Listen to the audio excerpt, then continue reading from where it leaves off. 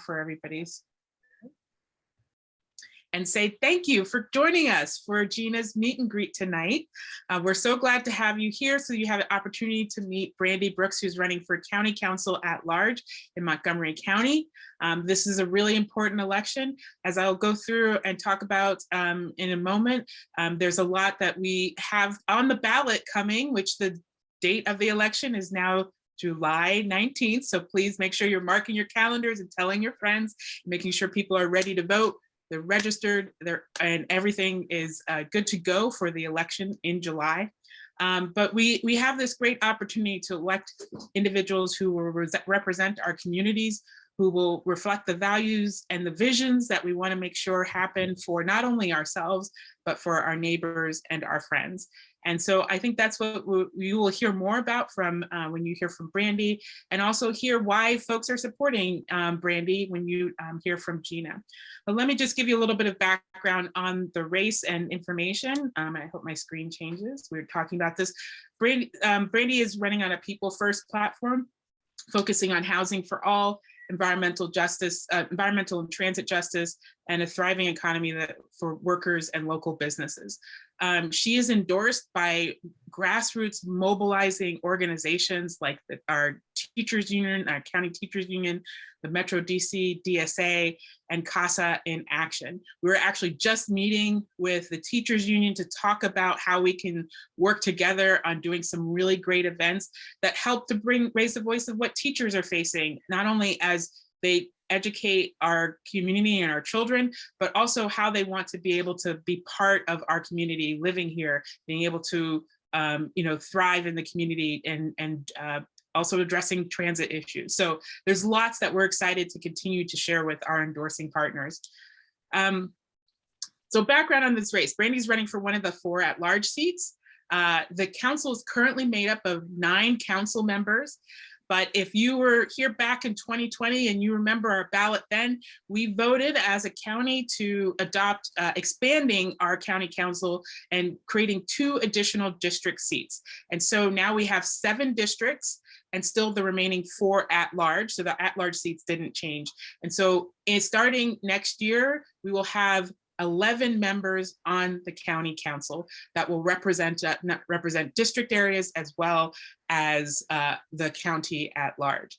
If you are in Tacoma Park, close to where Gina is, you are now in District 4, and Trupti will post in the chat a link to an interactive map from the county that you can put in your address to see exactly where your new district lines are, and see who is running in those districts that are looking to represent your community, your local community, as well as getting to know Brandy and the other candidates who are running at large. For the at-large seats, you have up to 4 votes. So we have currently 6 candidates running, you up to 4 votes for the at-large seats. And when you count that plus your district seat, you have the opportunity to elect 5 members to the county council. That's 5 ways that you help to set the vision of who you want there, talking about issues related to housing, or related to transit, related to education. So that is the opportunity that we each have in this election happening on July 19th. And so we want to make sure that you're aware of this. The primary is the most important election here in Montgomery County as an overwhelmingly Democratic county. What happens in the primary usually sets the stage for who is elected in the general election. So it's important that right now we are engaged in these conversations and talking to those who are running and really getting a sense of who is going to represent us on the council. We're going to talk more about this, but one of the things that is really great and how Brandy is living out her vision is the fact that she is a public financing candidate. She's using the county's public election fund system, which means that she does not accept donations from corporations or PACs. It's just individuals like you and me, because she's centering her work and the policy on us, on what we want to come together to work on as a community.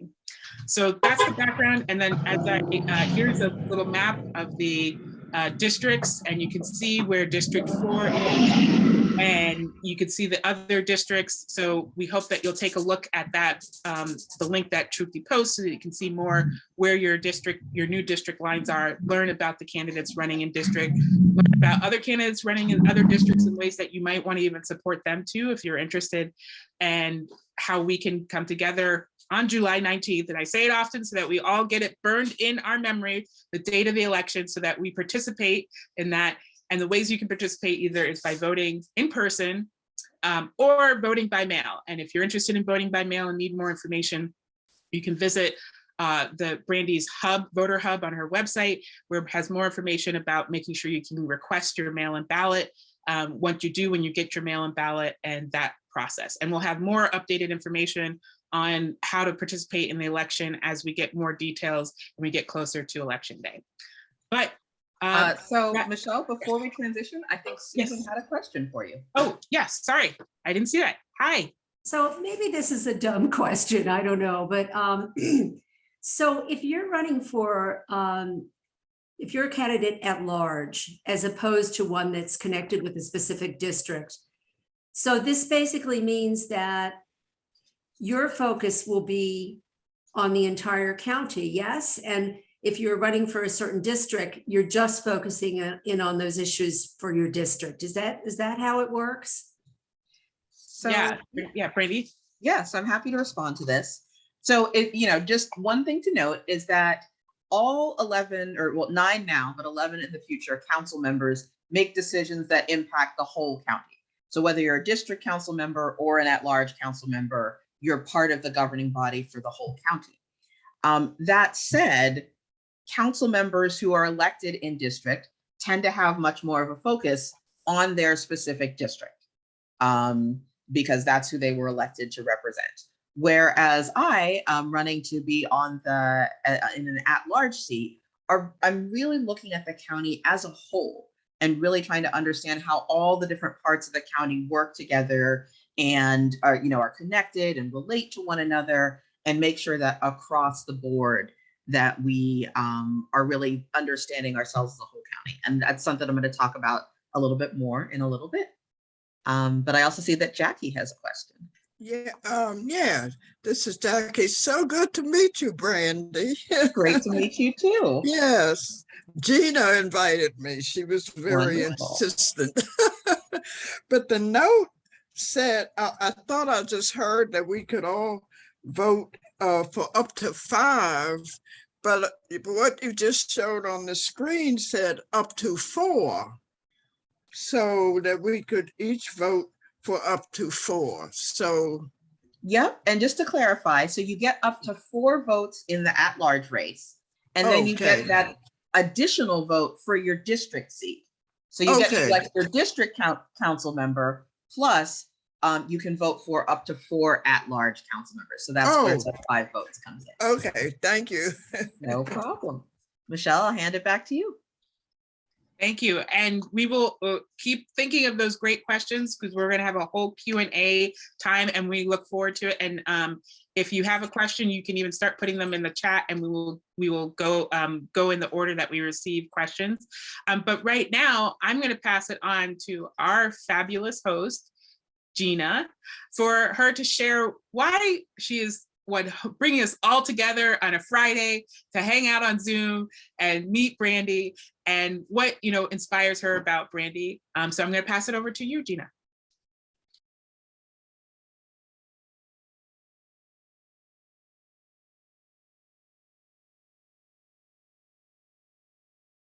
You're on mute, Gina. You're on mute. Hold on. Let's get you. Yeah. There you go. Okay, we'll try this again. Thank you, Michelle. And thank you, everybody, for being here, especially on this really nice spring evening. I really appreciate it, because it's important who we elect in our county.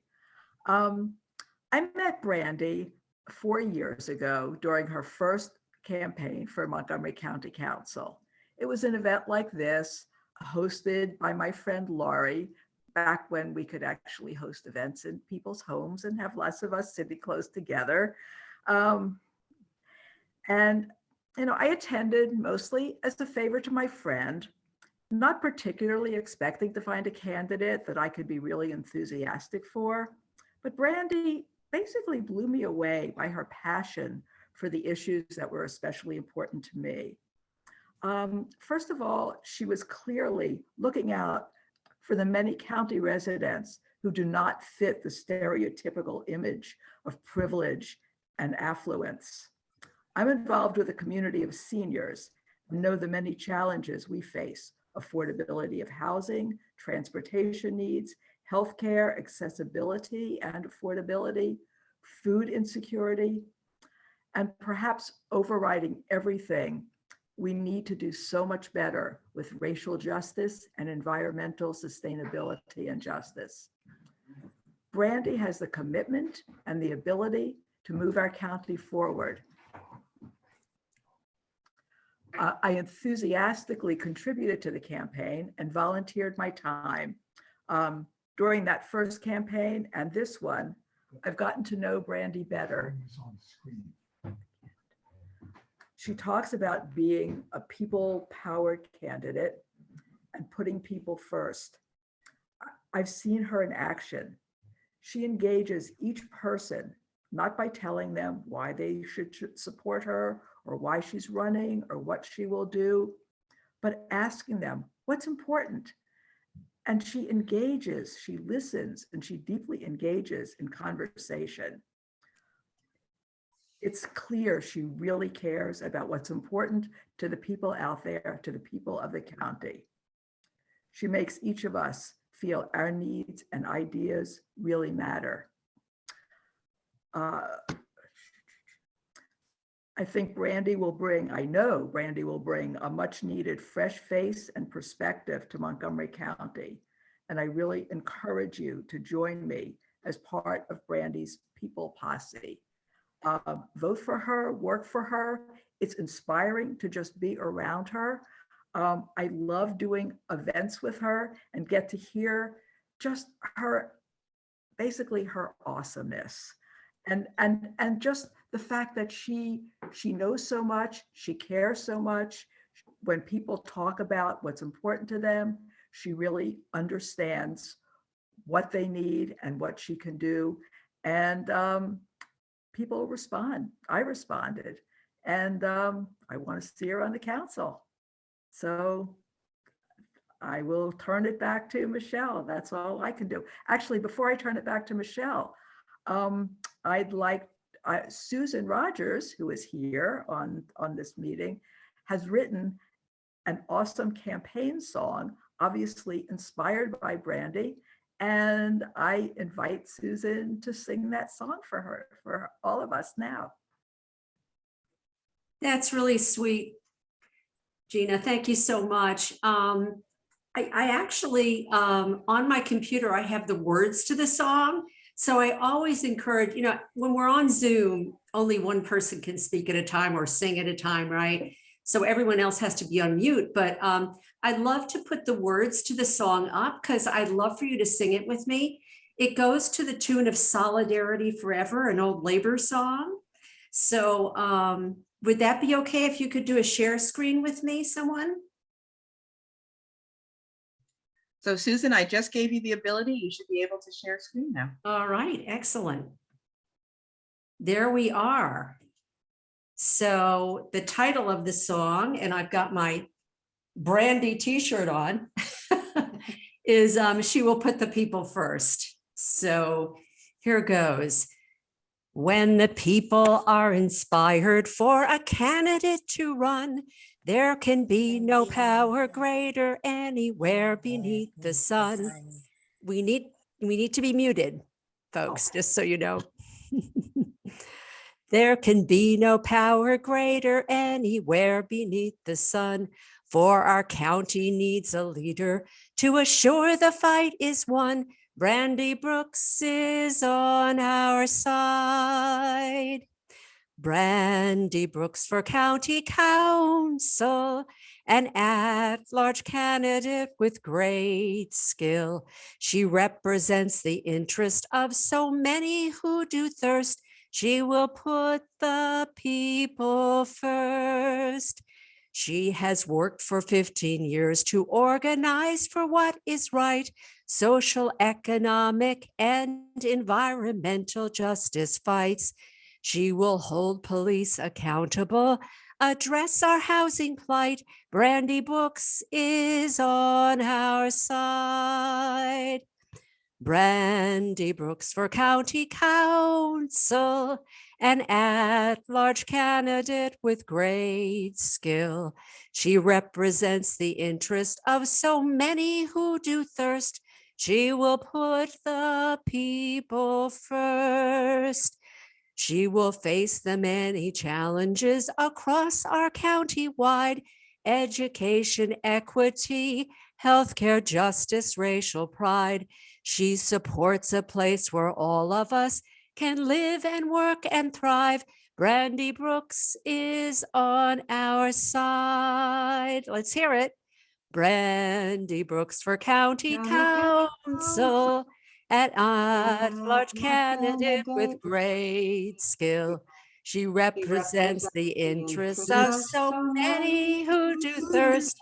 She will put the people first. Woo!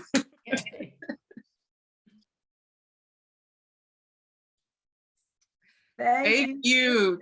Thank you, Susan. And with that wonderful introduction, I am going to toss it over to the candidate herself, Brandy Brooks. Thank you all so much for being here. Thank you, Gina. Thank you, Susan. I have to say, y'all, if you've never had anyone write a beautiful song about you, it's kind of the most amazing experience in the world. And one of the things that I love about this campaign is the way that people do get so excited about what we're doing, so excited about the movement we're building, so excited about the way that politics can be for us.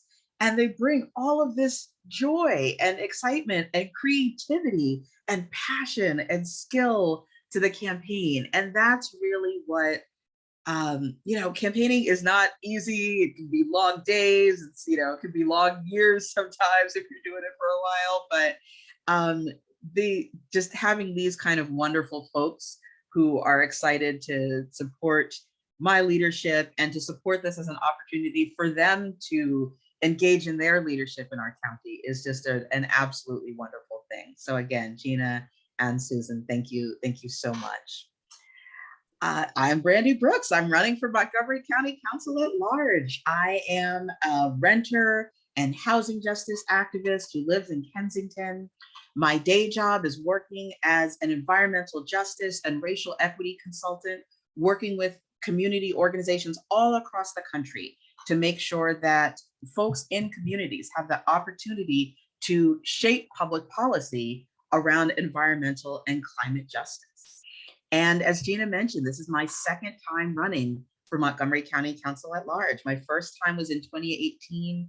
It was the first time that I had ever run for office. It was all brand new to me, but I had this vision or this idea, this notion in my spirit about what politics could be like, and that it could be different, and that it could actually be something that felt exciting and engaging and satisfying and nurturing and caring, and like it responded to the deep things that we really want and need for ourselves and our loved ones and our community. And as I think about why I run, I actually think back to my first experience of being eligible to vote. I was 18, it was my first year in college. And at the time I was a resident of Virginia, and there was a Senate race happening. And the Senate race was the one that involved Oliver North, if folks remember when he ran for Senate. And so there was Oliver North running, and then there was this Democrat running, and people were kind of like, I don't really know how I feel about him that much. And then there was this additional third party candidate running. And I remember as I was having conversations with other folks who were from Virginia during this race, I kept on hearing us talk about North and then talk about this other Democrat who was running. And then, I would ask folks, well, what about this other third person who was running? And they would say, well, yeah, they sound great. And it would be great if we could vote for them, but they'll never win. So we have to pick one of these other two people. And I remember the thought in my head was, well, of course they're not going to vote for, or of course they're not going to win if we don't vote for them.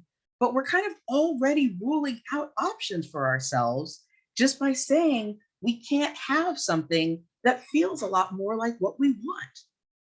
And that experience really stuck with me, because I remember feeling, even at that very young age, and this was my first election that I was eligible for, already this messaging that said there are no alternatives that actually make us feel good.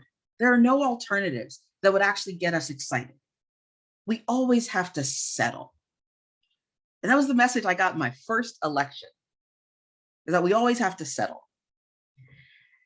And I want to jump forward now actually to this afternoon, when I was having a conversation with some folks at one of our endorsing partners. And they were talking about how when their members voted to make their endorsements this year, that one of the things their members were really clear on is that this was an election, an endorsement of choice. They weren't going to be settling for anything, because they were deeply frustrated at what settling had gotten them in past years and past elections, seeing how folks that they had endorsed before and supported before hadn't been responsive to their needs and their experiences and the things that were important to them and their priorities. And I loved hearing people from this organization say, we are not settling anymore. Because what I heard in that statement was a group of people who say, we're reclaiming our power. We are remembering that this election, that this government, that this democracy is ours. And we get to make the decisions about who should represent us. And rather than simply accepting what people say is the best that we can have, we are going to assert what we actually believe we deserve. And that got me fired up in this meeting. Because for those of you who have heard me speak before, I talk a lot about power.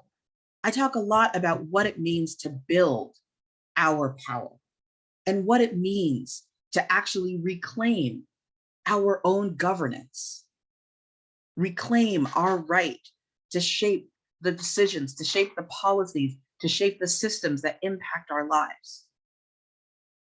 And every time we say that we have to settle, every time we frame the lesser of two evils, we give up our power.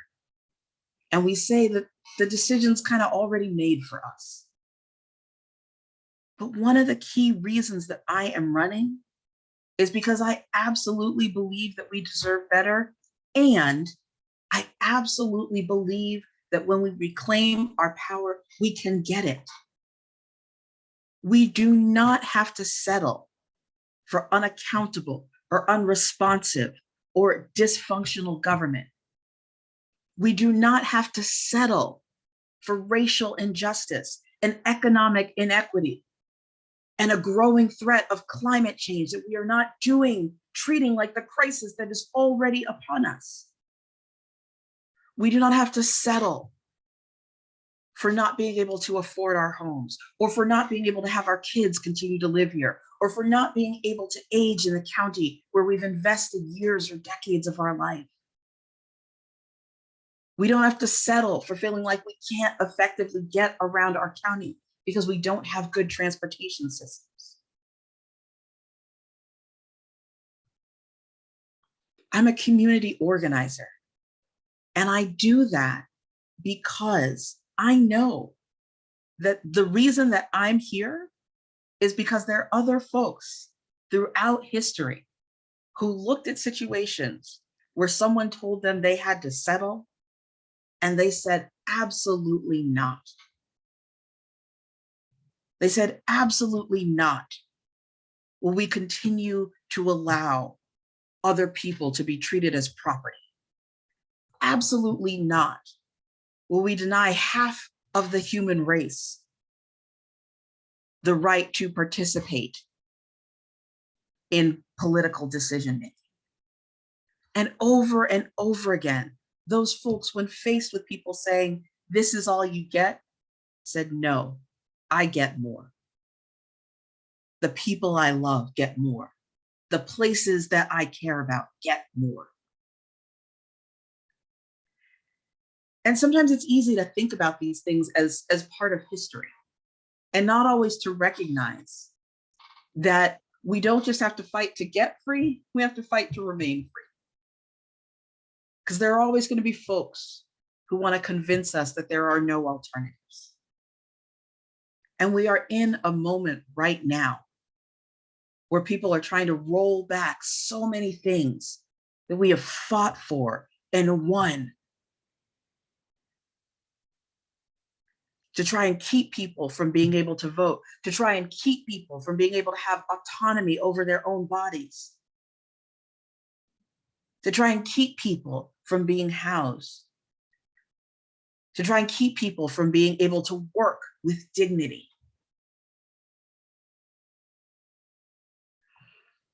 And one of the other things that I feel like I both owe to the generations that have come before me and fought for where I am right now, and to the generations that will come after me, like my niece, who also lives in Montgomery County, is to say, no, I'm going to continue to fight and to stand up for and to claim my power to shape the future of our county in a way that will support me and my family and my friends and all of those people who call this place home. What does that mean? What does that mean for us? It means that when we talk about having an affordable housing crisis in Montgomery County, that's not something that we just talk about and then say, oh, isn't that a shame? And then continue on as if that isn't the lives of tens of thousands of people. It means that we ensure that we have folks who stand up for policies that keep people in their homes, like rent stabilization, and policies that will also ensure that when we are allowing housing development, that we are focusing and partnering with people who are going to ensure real affordability for every person in our county. It means that when we talk about what economic equity looks like, instead of simply saying, oh, there are haves and have-nots, there are divides, and we're just going to accept that it is and keep moving, it means fighting for make sure that people have fair wages, fighting to make sure that they can collectively bargain with their unions, fighting to make sure that any time that we are supporting projects with county money, that we are making sure that they are supporting good union jobs at prevailing wages and that support people to live and to be able to live here in the county. It means when we talk about contracts for our teachers or our government workers, that we say, no, we're not going to go ahead and try to contract out so we don't have to pay people benefits or living wages, but we recognize the critical value for our county of ensuring that every person who works for our county has a good living wage that enables them to live here in Montgomery County if they want to. And that when we talk about supporting business, it means making sure that we don't just talk a good game about small business, but we work with and talk with and check in with small business owners about what they need in terms of access to capital, in terms of access to affordable commercial space, because we've got an affordable commercial space crisis too. It means making sure that we are investing first and foremost in the people, the thousands of people who have built their businesses here because they love this county as much as we do, and especially honoring our entrepreneurs and business owners of color and our immigrant and entrepreneurs and business owners who make up a tremendous portion of our business community here in the county. And when it comes to talking about environmental justice, it means not pretending that the climate crisis is something that's coming down the road. It means recognizing that that crisis is already here and that we have to respond to it with existential urgency.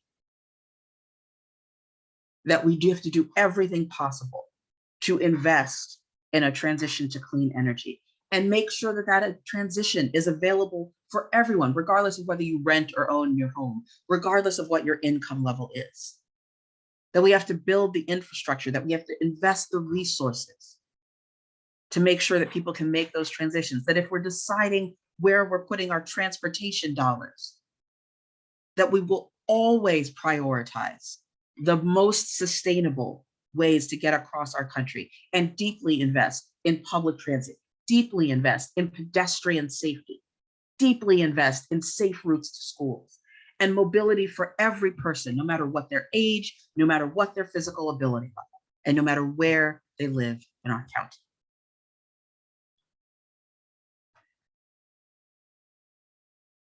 One of the things that excites me is that over the past several years, even as we have faced really some devastating, I hate to call it leadership, but they led us somewhere over the past few years in our country, that at the same time, we are seeing a renewal of people understanding how much we can do at the local level to build change for ourselves, but also to model change for our region and for the rest of our country. I lived for a time in Massachusetts, and we all now know and are familiar with the Affordable Care Act. But before we had the Affordable Care Act, we had Massachusetts Romney Care, which was the prototype for how you begin to try and provide access to healthcare for a wide range of people. We didn't, in the federal level, we didn't get quite as far as actually even we did in Massachusetts under their affordable healthcare plans. But it modeled for us what was possible. We see all across the country, jurisdictions, including now our own, modeling that we can absolutely get to a $15 minimum wage, and continuing to press to say that we can even go further and look at what a living wage really means. I get to work on projects through my job, projects like the development of Providence, Rhode Island's Climate Justice Plan, which was a grassroots-driven climate policy framework, and then policy and now implementation framework, led by communities of color that were most directly impacted by environmental injustice, by toxins in the communities, who had a chance to set policy priorities, develop the policies that would help guide sustainable infrastructure, and are now partnering with local, state, and federal agencies to implement those things. The thing that gets me excited, we have so much knowledge and experience and wisdom in this county that can help us to create the solutions that we need. And I see folks every day here and in so many other places working to build those solutions. And so when I think about what it means to be a council member, it's not just about, okay, I'm going to go in there and do a bunch of things that I think are good ideas. And it's not about asking you all to vote for me and then cross your fingers and hope that I do a good job for you. I want to shift back to actually, again, real democracy, real shared governance, where we are taking advantage of all that beautiful wisdom that exists in our county and developing these solutions together. I tell people all the time, I've got one brain. It's a great brain. I'm very happy with it. But it is not enough to develop solutions for a county of over 1 million people. Even 11 brains aren't enough if we are not ensuring that all of this wisdom in this room and so many other rooms that I get to be in is part of how we craft the solutions, part of how we check and make sure and hold ourselves accountable to doing what's right and necessary for our county. So I want to close just by saying I am super excited that you're here tonight. As Gina said, that you're spending this lovely spring evening getting to know a little bit more about a local candidate. Because this investment from you all is part of you reclaiming your power is part of you saying, I get to shape what happens not only on July 19th, but for the 4 years after that, and for many more years to come. So I look forward to hearing your questions, hearing about the issues that you're really excited and curious about and want us to be making more progress here in Montgomery County. And I'm excited to talk with you more about the ways that you can get engaged in this movement, which, as you've already heard, is full of absolutely amazing people. And so with that, I'll hand it back over to Michelle.